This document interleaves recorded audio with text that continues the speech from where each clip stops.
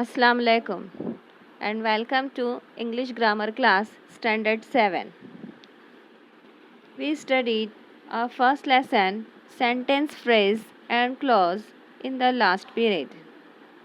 I shall revise you what is a sentence, what is a phrase and what is a clause now.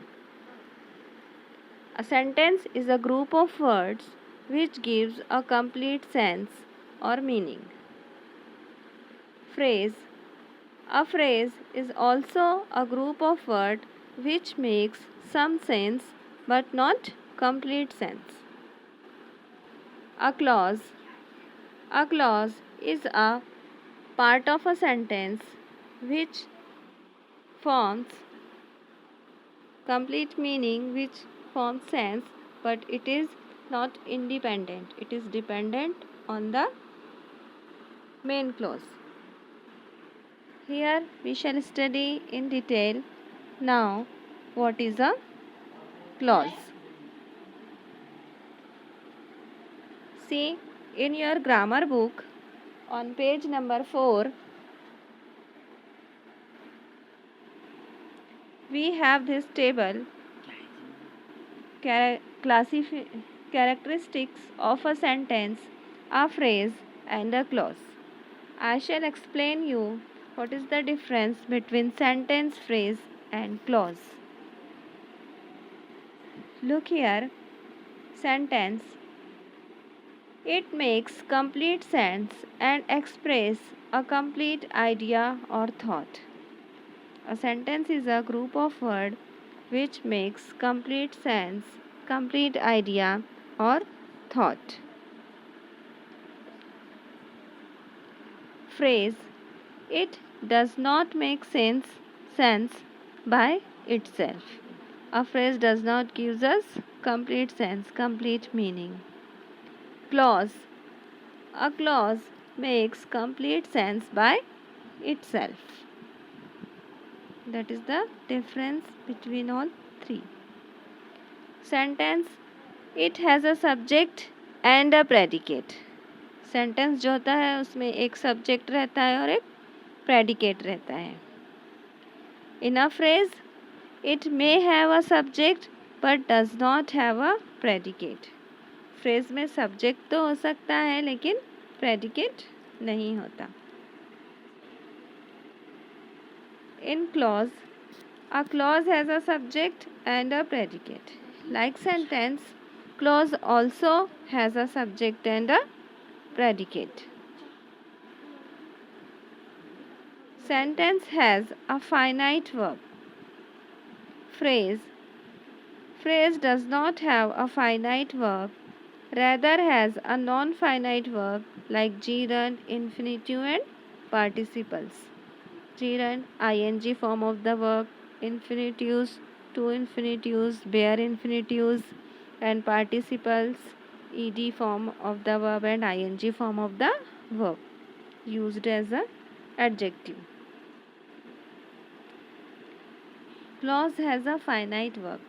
There is a main verb, a subject and a verb is also always there in a clause. Sentence, it stands by itself. For example, Rahim is an intelligent boy. A sentence is a independent statement. It is independent. It gives a complete information. It is not depend on any other group of words. So, it is a complete sentence. Rahim is an intelligent boy. Phrase. It is a part of a sentence to make the sense complete. For example, Rahim is a boy of intelligence. Rahim is a boy.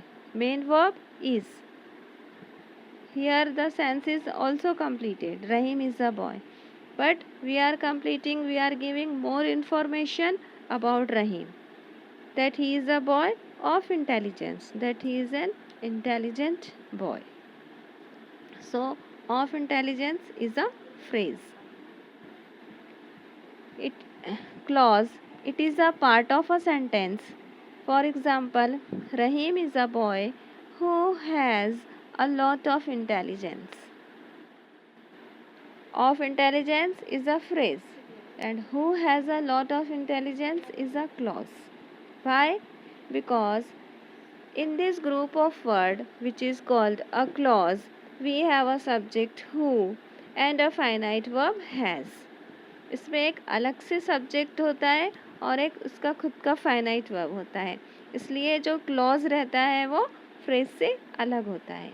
लेकिन clause main sentence पर depend रहता है, principal sentence पर. जैसे कि रहीम is a boy, ये रहीम की information दे रहा है, रहीम के बारे में ही बात कर रहा है. ये इंडिपेंडेंटली अपना मीनिंग नहीं दे सकता, इसलिए ये सेंटेंस नहीं है, ये क्लॉज है. Who has a lot of intelligence. Let's see with other example also how we can identify the clause. There is given a sentence in your textbook. I shall explain you with the help of this sentence. Adivasis are a tribe which dwells in the hills. This is a longer sentence. In this sentence, we can divide into two parts. One part is Adivasis are a tribe. Adivasis are a tribe. This statement is giving us a complete sense, a complete meaning. So this is called a sentence. Second part, which dwells in the hills. This is the second part of the sentence. It is also giving us complete sense. Which dwells in the hills, जो कि hills में रहते हैं, hills में रहने वाले हैं. ये हमको सेंस दे रहा है, लेकिन फिर भी इसका मीनिंग हमको इनकम्प्लीट लग रहा है. ये अपने मीनिंग को कंप्लीट करने के लिए जो फर्स्ट वाला जो सेंटेंस है उस पर डिपेंड है. मेन सेंटेंस जिसे कहेंगे आदिवासीज आर द ट्राइब, उस पर ये डिपेंड है अपने मीनिंग को कंप्लीट करने के लिए, और ये इसी सेंटेंस का एक पार्ट है. लेकिन ये फ्रेज क्यों नहीं है, ये क्लॉज क्यों है? क्योंकि इसमें एक सब्जेक्ट यूज़ हुआ है विच. यहाँ पर which as a relative pronoun use हुआ है. यहाँ विच किसके लिए यूज़ हुआ है? आदिवासीज के लिए.